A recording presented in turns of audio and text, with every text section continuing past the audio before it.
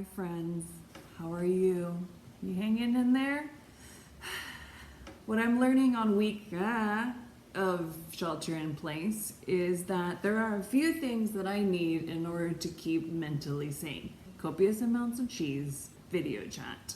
All of our friends and family have been seeing your cutie little faces at the same background, so why not spice it up a little bit? Today, I'm going to show you how to Voom your Zoom. So if you have cardboard, paint, and something to cut, try this.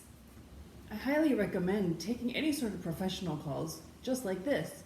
A project that I'm working on is my living room wall made out of cardboard and construction paper.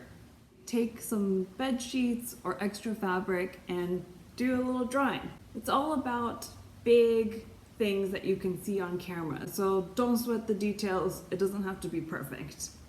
I like to think about set design when I'm va-va-vooming my zooming. It's always good to have depth to really sell the whole scene. So just a background is great, but sometimes it can look a little flat. So kind of want to add a few little things to really make it pop. Just a little thing like that, and it already feels like I'm in the space. Why not add some depth with a paper plant made out of cardboard? It doesn't really matter what you see, it's about what your audience sees. Grab a jar, scissors, some paper, a marker, and tape. So I'm going to draw this jar out of construction paper. I've got my drawing, now I'm going to cut it out.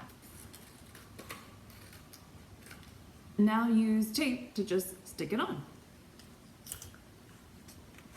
It really helps to sell the scene. Have fun making your own backgrounds and let me know what you come up with. I want to see how you Va-va-voom your Zoom. be safe out there, stay hydrated.